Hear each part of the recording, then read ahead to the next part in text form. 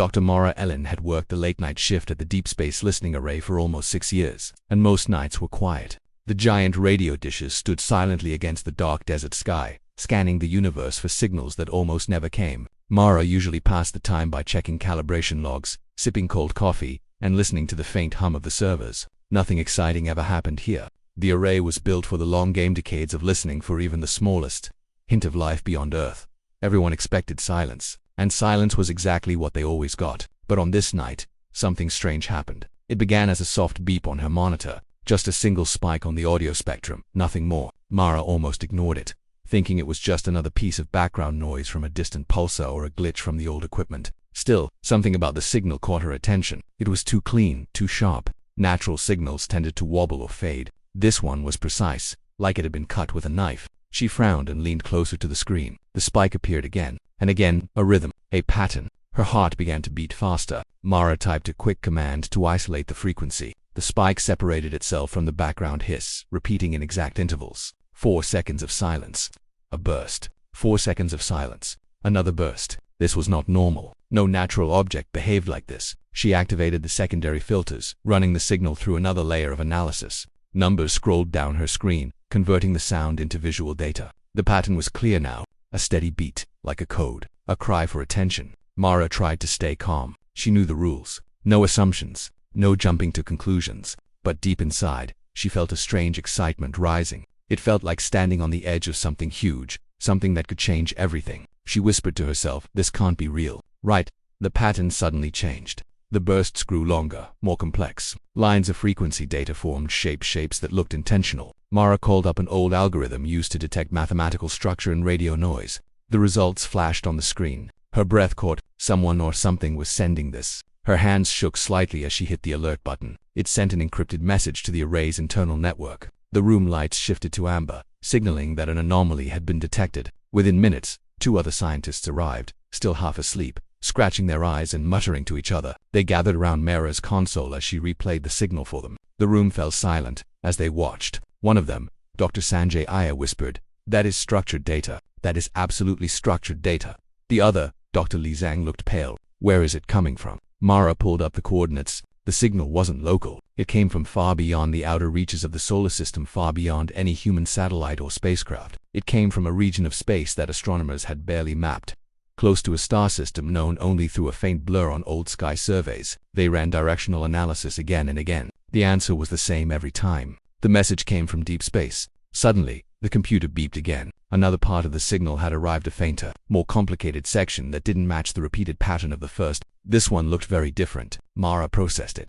The image appeared on the screen, a simple map, not a photograph, not a picture, but a diagram made of lines and symbols. The scientist stared in disbelief. Sanjay leaned closer. "Is that a star map?" The shape was unmistakable. It showed a cluster of stars, with one bright point at the center. The diagram included distance markers, mathematical ratios, and angular measurements. It was something no natural source could ever create. It was intelligent, purposeful. Earth was being contacted. Mara felt a mix of fear and wonder. For years, she had dreamed of hearing something like this. Yet now that it had happened, her mind struggled to accept it. The message wasn't just a random hello. It was a map, a guide, a location. Someone wanted to be found. The team immediately began contacting higher authorities. Within an hour, government agencies around the world knew what had happened. Secure communication lines buzzed with messages between nations. Top scientists were awakened from sleep, told to prepare emergency briefings. Intelligence agencies logged the event as potentially world-altering, but to avoid global panic, the public was not informed. Not yet. Behind closed doors, the debate grew heated. Was the signal a genuine call for help? A warning? A trap? Some feared that humanity was being lured into something dangerous. Others argued that Earth had no choice but to investigate. The signal was too clear, too urgent. And if intelligent life existed out there, ignoring a distress call, if that's what it was, felt morally wrong. The more the signal was studied, the more unsettling it became. Embedded within the map was something else, an encoded sequence resembling a countdown. No one knew what it meant. Was it a time marker? A warning of an approaching event? A sign of desperation? Meanwhile, Mara stayed at the array, monitoring the frequency. She barely slept. The signal kept coming, repeating its pattern over and over. It felt almost like a heartbeat, steady, persistent, refusing to fade. Late one night, while the others had gone home, Mara received yet another fragment. This one was different from all the previous ones. It contained rapid fluctuations, almost like a distorted video feed. The data was incomplete, corrupted by distance, but Mara managed to reconstruct part of it. The image that appeared made her blood run cold. It showed a surface cracked, broken, covered in what looked like scorched metal. There were fragments of structures, maybe buildings, crushed and twisted. Smoke or gas drifted across the scene. Lights flickered weakly as if dying, and in the center of the image was a symbol 1 matching the markings from the earlier star map. Mara stared at it, horrified. The meaning was clear. Whatever civilization had sent the message was in trouble. Terrible trouble. Someone out there was calling for help. Someone out there was dying. She watched the image fade into static, unable to pull her eyes away. She felt something she had never expected to feel in her scientific career. A deep sense of responsibility. These weren't just numbers or data points. These were lives. A whole world crying out across the darkness. She whispered softly, "We heard you. We hear you."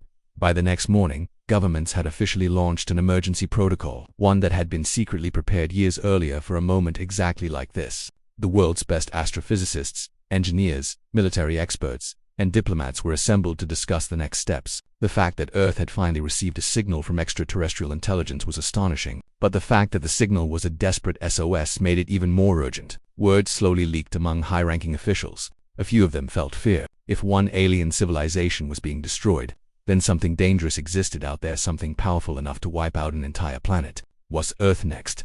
Others felt a different kind of fear, not of danger, but of responsibility. If Earth ignored the distress call, humanity might lose its only chance to prove itself as something more than a species trapped on one small world. As these secret debates continued, Mara sat alone at her console, listening to the signal echo over and over. The steady rhythm felt like a pulse, a reminder that somewhere in the universe someone was waiting, someone was hoping, someone believed that help could come from the stars. And humanity or not had been chosen to answer. Mara did not know what would happen next. She did not know if Earth would succeed or fail, or even if they could survive whatever had destroyed that distant world. But she felt certain of one thing. The silence of the universe had finally been broken, and nothing would ever be the same again. As soon as the first SOS signal was confirmed, the world's top scientists and analysts began examining every bit of data. Dr. Mara Ellen and her team had already decoded the initial star map and understood that the message came from a distant system. But when the second transmission arrived, everything changed. This one was different. It was fragmented, unstable, and much more disturbing than the first. While the first signal had been structured, like a call for attention,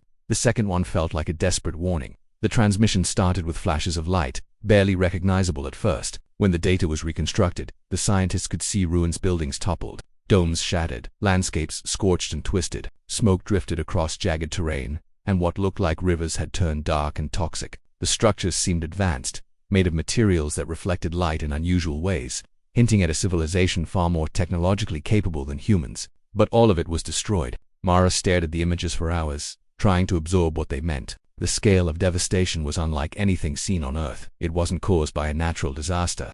She realized it had been deliberate. The scientists worked frantically to analyze the images and signals. Mathematical patterns embedded in the transmission suggested intelligent design. It was more than just ruins. It was a record of an attack. Some frames of the transmission showed machinery, long moving forms that resembled enormous robots or automated weapons. These machines were dismantling everything in sight with incredible precision. The realization hit the team hard. Whatever had destroyed this civilization, it wasn't random, it was systematic. They were efficient and ruthless. For Mara, the most chilling part was seeing the signs of life. In a few frames, small figures appeared, running, hiding, trying to escape. They were humanoid but not quite human, slightly taller, with elongated limbs and faces that hinted at intelligence similar to humans. The SOS signal had come from these survivors, still alive, sending a message across the stars in a desperate attempt to be found. Their situation was dire. Every moment they remained exposed to the attackers, more lives were lost. The urgency of their cry was clear. Help was needed immediately, or the entire species might vanish. International agencies and space organizations held emergency meetings. There was heated debate over what this could mean for Earth. Was this a warning about a potential threat to humanity? The attacking machines or whatever controlled them might continue moving through space, destroying everything in their path. Some experts argued that humans had little chance of surviving in the same environment as the destroyed civilization. The planet the SOS came from seemed far more hostile than Earth. Extreme radiation, volatile weather, and toxic atmospheres. Any rescue mission would require careful preparation, and even then, success was uncertain. Despite these fears, there were those who saw hope. The SOS transmission showed a civilization that had mastered long-distance communication. If they could reach out to Earth across light years of space, it suggested the possibility of advanced knowledge, technology, or tactics that could be shared. For Mara and the other scientists, this hope became a driving force. They knew the world had to respond, both morally and strategically. Ignoring the SOS was not an option. Humanity could not stand by while another species was wiped out. The messages continued, fragmenting into bursts that were difficult to interpret. Every new transmission revealed more of the horrors the civilization had endured. Entire cities were gone, replaced by rubble. Environments that had once been lush and vibrant now seemed like deserts of metal and stone. Mara noticed patterns in the destruction. The attacks focused first on key infrastructure, then on population centers, and finally on escape routes. It was not a natural disaster or a civil war. It was a coordinated offensive by an unknown but highly efficient aggressor. The more they studied the data, the more urgent the mission to help became. Governments around the world quietly prepared for action. Space agencies reviewed experimental propulsion systems, weapons, and survival technology. Astrobiologists modeled the planet's conditions, simulating heat, radiation, and toxic chemicals, trying to determine if humans could even survive on the surface long enough to provide aid. Military planners designed hypothetical strategies for confronting whatever had caused the destruction. The plans were risky, extremely risky, but the alternative was to let an entire species die. Mara spent days and nights analyzing every frame, every encoded message.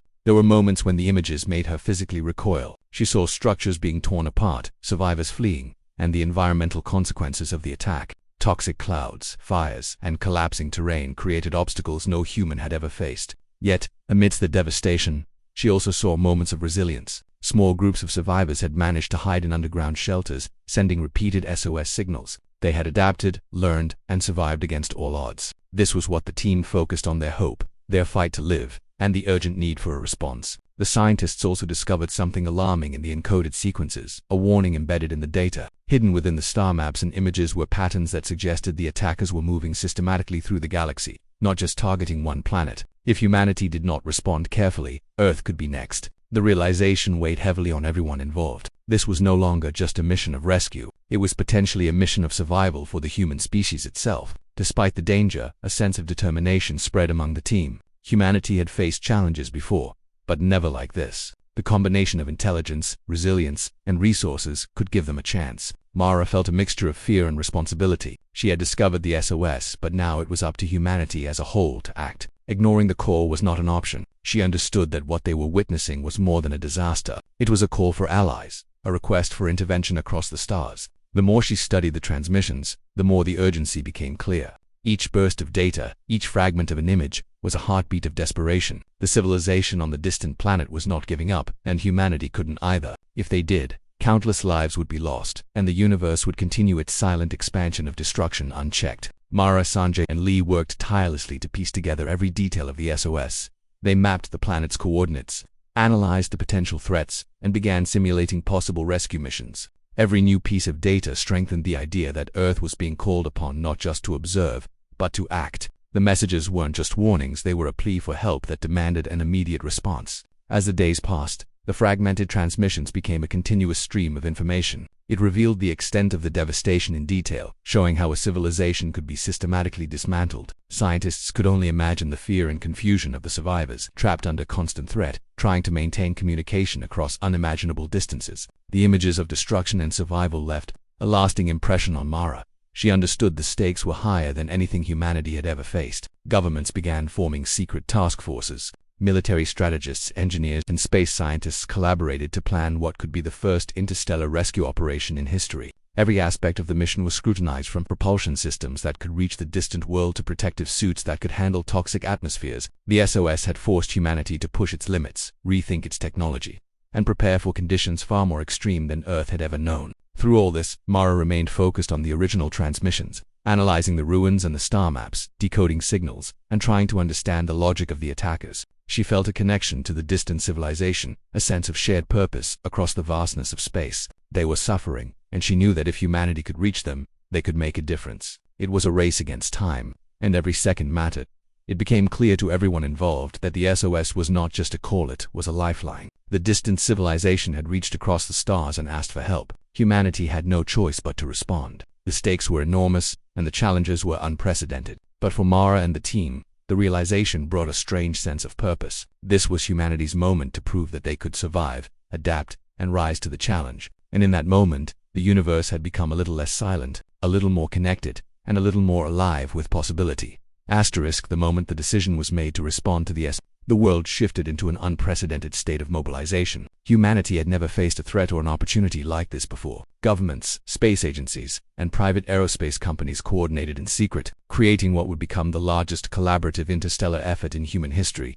Dr. Mara Ellen, still at the Deep Space Listening Array, found herself at the center of a rapidly evolving operation. She had discovered the signal, but now she was part of the team preparing to act on it, and act quickly, because the SOS had already shown how desperate the situation was. The first challenge was technological. Humanity's current spacecraft were designed to explore nearby planets and asteroids, not travel across multiple light-years to an unknown and hostile system. Engineers, physicists, and military experts worked around the clock to convert deep space mining vessels and cargo ships into emergency response craft. Propulsion systems were upgraded with experimental engines, capable of greater speed and energy efficiency. Hulls were reinforced to withstand intense radiation and impacts, and shielding was added for extreme atmospheric conditions that simulations suggested awaited the SOS origin planet. It was all a race against time, because the fragmented transmissions indicated the attackers could continue destroying civilizations if left unchecked.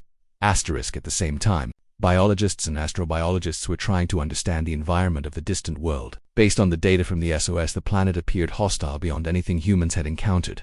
Volatile storms, toxic air, corrosive chemicals, and radiation levels far exceeding Earth's natural extremes. Mara and her colleagues modeled the conditions, running simulations to see if humans could survive on the surface long enough to locate and rescue the survivors. They tested new suits, breathing systems, and protective gear, designing everything to handle extreme heat, intense gravity, and chemical hazards. Every detail mattered. The failure of even a single system could mean instant death for the rescue teams.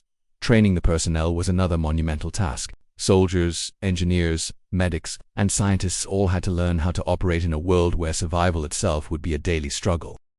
The military conducted drills in simulated toxic environments and high radiation zones, teaching crews to react under stress while maintaining operational precision. Engineers practiced rapid deployment of equipment in conditions that mimicked the alien planet's harsh terrain. Medics studied the alien physiology that could be encountered, learning to improvise treatments for injuries and illnesses caused by unknown pathogens. It was exhaustive and dangerous work, but everyone understood the stakes. Lives depended on their preparation. Meanwhile, Dr. Mara Ellen remained focused on monitoring the transmissions from the SOS. She analyzed the images, breaking down the terrain and mapping potential landing sites, safe zones, and areas where survivors might be hiding. Every frame revealed new dangers: collapsed structures, toxic clouds, moving machines that had destroyed the alien civilization. She and her team identified patterns in the attackers' movements, hoping to predict where they might strike next. The task was nearly impossible, but even small insights could mean the difference between life and death for the survivors. Behind the scenes, world leaders held secret meetings to discuss strategy and ethics. Some argued that the rescue mission was too dangerous and that humanity could not risk sending people into a potentially lethal environment.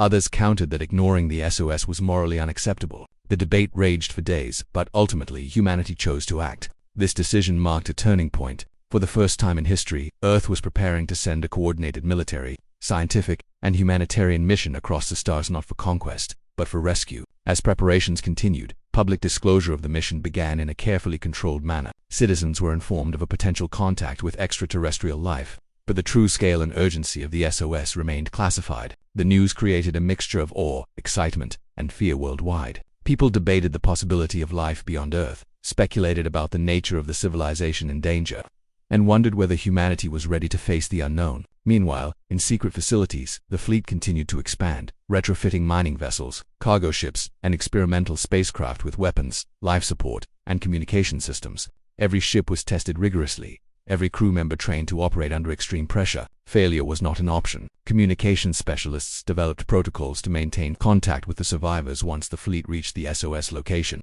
Signals would have to traverse light years, and even then, interference from the planet's atmosphere and potential attackers could distort messages.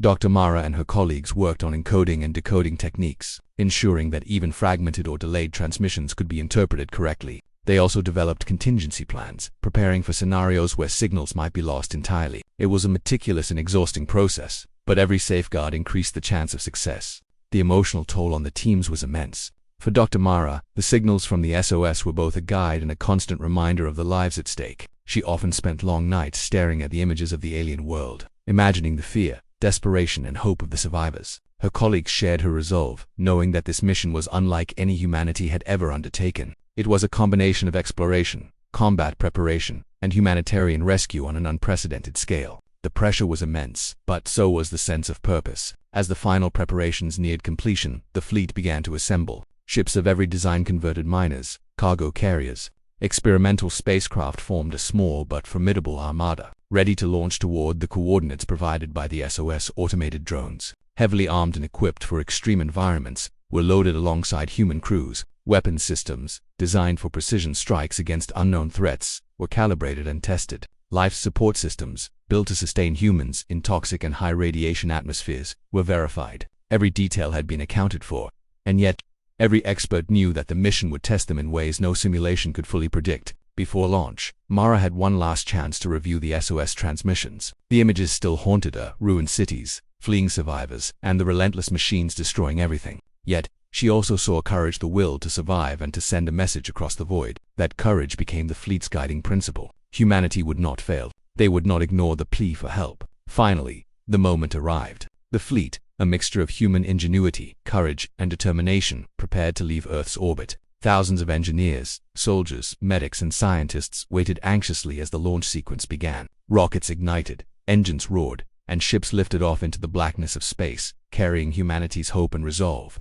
It was a historic moment, the first coordinated interstellar mission with the explicit purpose of saving another civilization. As the fleet traveled, the teams continued to monitor the SOS signals, adjusting their course based on new data. Every calculation, every decision, had the weight of countless lives behind it. Mara felt a mixture of pride, fear, and anticipation. Humanity had taken its first real step into the broader universe, not as explorers or conquerors, but as responders to a cry for help. The stakes were unprecedented, the challenges immense, and the danger real, but so was the determination to succeed. In this phase, humanity had transformed. Ordinary scientists, engineers, and soldiers had become pioneers on the front line of interstellar aid. Every simulation, every training session, every retrofitted ship had prepared them for the unknown. The SOS had forced them to confront the universe in a way no one had ever imagined. They were no longer passive observers. They were participants, ready to face extreme environments, unknown threats, and the moral responsibility of deciding the fate of another species. As the fleet journeyed closer to the SOS coordinates, Dr. Mara Ellen reflected on what had been accomplished. Humanity had moved beyond fear and hesitation. They had mobilized on a scale never seen before, combining technology, courage, and ingenuity to answer a desperate call across the stars. And while the dangers ahead were unimaginable, the fleet carried with it one undeniable truth: the universe had reached out, and humanity had chosen to respond. It was the beginning of a mission that would define their species and forever change the way they saw themselves in the cosmos. When the fleet finally approached the coordinates provided by the SOS, a tense silence settled over every ship.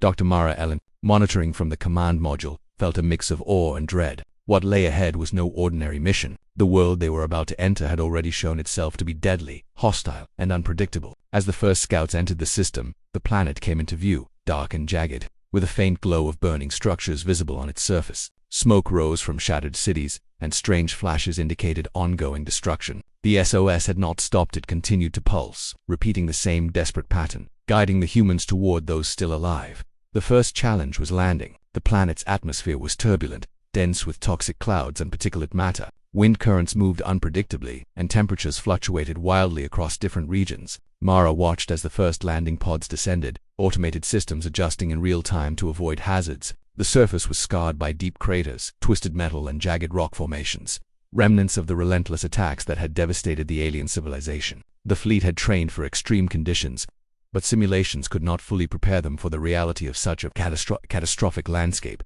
Drone scouts were deployed first, small, nimble, and heavily armed.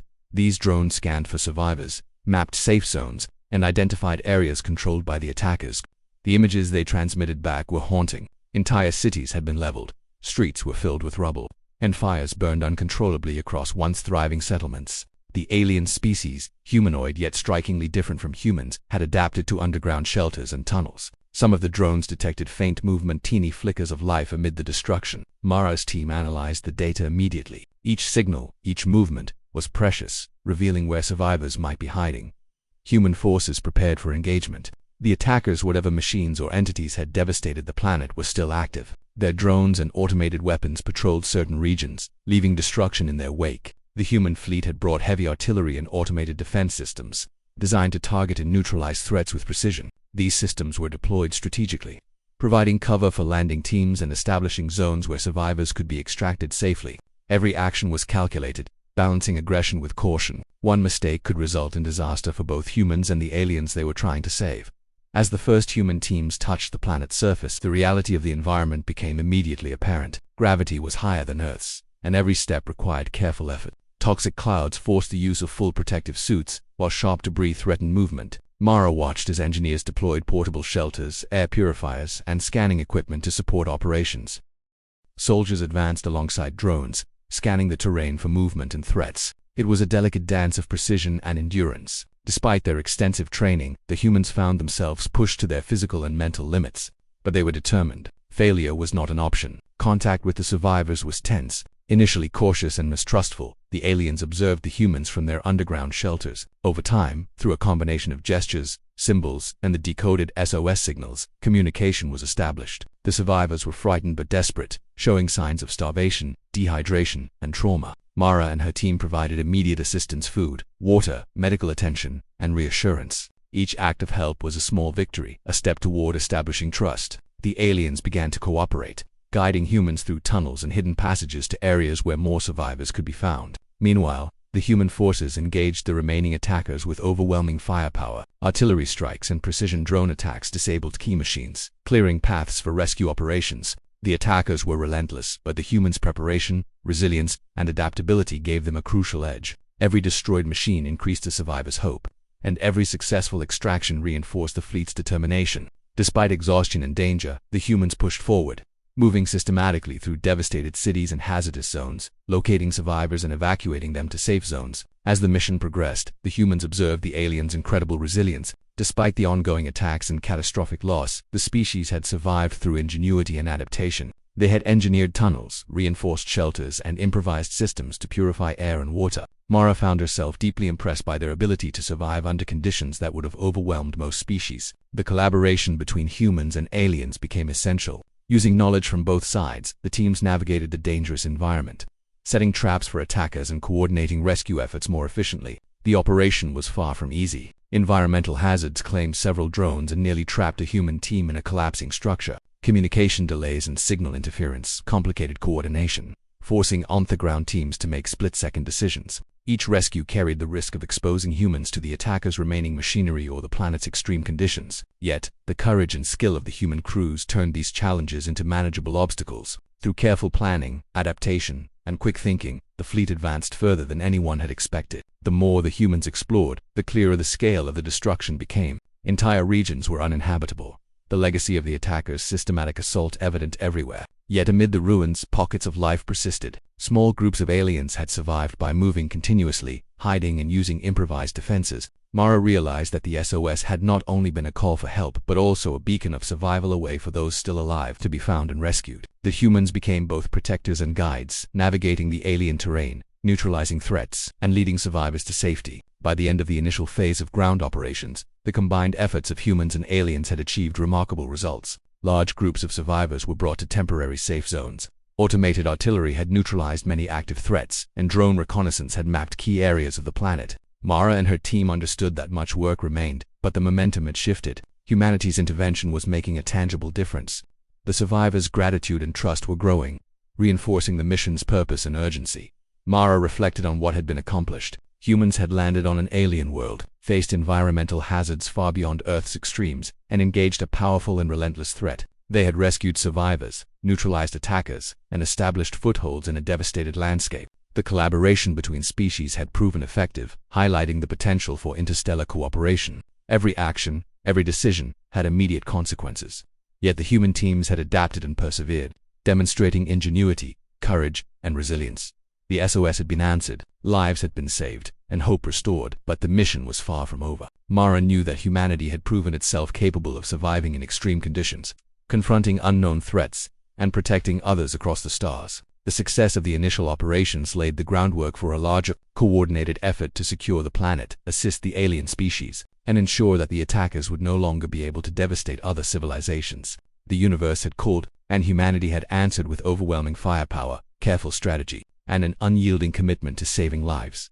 The aftermath of the mission was unlike anything humanity had ever experienced. After months of relentless effort, Dr. Mara Ellen and the fleet had managed to secure the SOS planet, rescuing large numbers of the alien species and neutralizing most of the remaining threats. The survivors, who had been trapped in underground shelters and scattered across the devastated surface, were now able to see a new reality unfold, a reality in which humans, a species they had only heard about or imagined, had arrived to help them survive against impossible odds. They looked at the humans with a mixture of awe, fear, and profound gratitude. For the first time in generations, they could breathe freely, move without hiding, and begin to rebuild their lives. Communication between the species slowly grew stronger, using a combination of gestures, basic spoken words, and symbols from the SOS transmissions.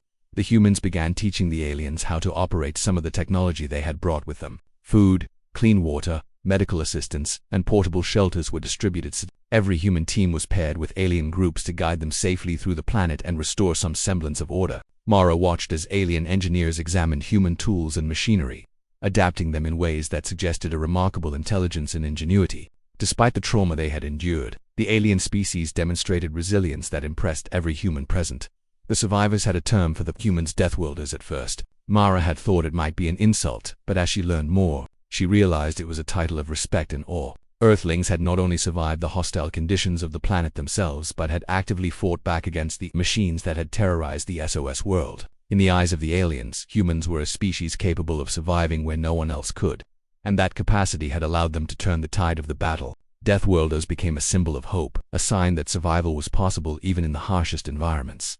Rebuilding efforts began immediately, guided by humans but driven by the aliens' knowledge of their own world. The humans taught basic engineering, sanitation, and emergency medical procedures, while the aliens shared vital information about their planetary environment. Together, they constructed new shelters, reinforced tunnels, and established secure zones free from lingering threats. Mara realized that this cooperation was a turning point, not just for the SOS species, but for humanity as well. It was a glimpse of what interstellar collaboration could achieve. Species working together across the stars for survival and progress.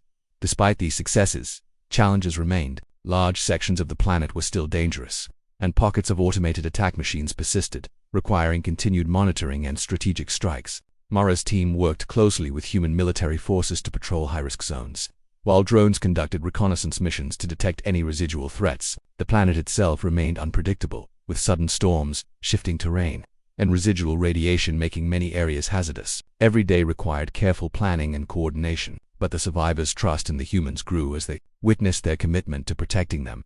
One of the most striking developments during this phase was the cultural exchange between humans and the SOS species. The aliens were fascinated by human resilience, engineering, and adaptability, while humans marveled at the aliens' ingenuity in surviving underground and adapting to extreme conditions. Mara watched as children, both human and alien, played near makeshift shelters, sharing games and learning from one another despite language barriers. It was a rare moment of peace amid the chaos of rebuilding, a reminder that life could persist even after unimaginable devastation. Meanwhile, the humans began dismantling the remnants of the attacking forces. Large automated factories and weapon systems left behind by the aggressors were neutralized, preventing any chance of recurrence. Engineers carefully salvaged technology where possible, studying it to understand its mechanisms and origin. Mara found this process fascinating yet sobering. The attackers had been highly advanced, capable of extreme destruction, yet humanity had managed to counter them through adaptability, ingenuity, and cooperation. It was a humbling experience, reminding everyone involved of both the dangers of the universe and the strength of collaboration. As the planet stabilized, the aliens began to regain hope for the future. Communities formed, guided by both human and alien leadership. The SOS survivors established governing councils to oversee reconstruction, while humans provided logistical support and knowledge sharing. The interaction went beyond survival. It became a partnership. Mara realized that this was the beginning of a relationship that could extend far beyond a single rescue mission. Humans had earned the trust of an entire species, and that trust carried immense responsibility. Mara also noted the psychological impact on the human crews. Many had been exposed to extreme danger, witnessed destruction on a scale few on Earth could comprehend, and faced the stress of operating in an alien environment. Yet the sense of accomplishment and purpose was unparalleled. They had not only rescued a civilization but had proven that humanity could operate effectively in extreme conditions, making strategic and ethical decisions that impacted lives across the galaxy. Veterans of the mission carried with them stories that would shape humanity's understanding of interstellar responsibility for generations. As the mission drew to a close, preparations began for the human fleet's return to Earth. While some crew members would remain to assist in long-term reconstruction, the majority would head back to share their experiences and findings. Mara reflected on the journey from the moment the SOS first reached Earth to the present, amazed at how far they had come. Humanity had moved from observation to intervention, from curiosity to action, and in doing so had cemented its role as a force capable of impacting the galaxy in meaningful ways. Before departure, the aliens held a ceremony of gratitude. It was simple but profound, a recognition of the humans' bravery and selflessness. They honored the Deathworlders with symbols, stories, and gifts crafted from the remnants of their civilization. Mara felt a deep sense of connection, realizing that the universe was vast, dangerous, and often indifferent but also capable of hope, trust, and cooperation. Humanity had proven it could be a protector, an ally, and a partner in the most extreme circumstances. The fleet's return journey was filled with both reflection and planning. Scientists analyzed every bit of data collected, engineers reviewed technological adaptations, and leaders considered how humanity might prepare for future interstellar engagements. The SOS mission had changed the way Earth saw itself. No longer merely a planet-bound species, humans had demonstrated that they could survive extreme conditions, protect another civilization, and respond effectively to a crisis light years away. The lessons learned would inform not just technology and strategy, but also ethics, diplomacy, and interstellar responsibility. A fragile but powerful alliance had been formed. The SOS species began rebuilding. The attackers were neutralized, and humanity had earned its place as a respected, capable, and formidable presence in the galaxy. Mara understood that this was just the beginning. The universe was vast, filled with dangers and opportunities alike, but for the first time humans had crossed the threshold from isolation to interstellar action, proving that cooperation, courage, and determination could change the course of events on a cosmic scale. In the final moments of the mission, Mara looked out at the alien world from the command module, noting how much had changed. The air still carried a faint trace of smoke, and the terrain bore scars of destruction. Yet, life persisted. Survivors moved through secure zones, rebuilding homes, restoring water systems, and slowly reclaiming their planet. The humans had arrived, intervened, and left a lasting impact. They were no longer mere observers of the universe. They had become participants, allies, and protectors. And somewhere, Mara thought, other civilizations might be watching and learning the same lesson, that even in the darkest corners of the cosmos, hope could arrive on the shoulders of the Deathworlders. At the very end of this phase, the SOS was finally silenced not because the crisis had ended,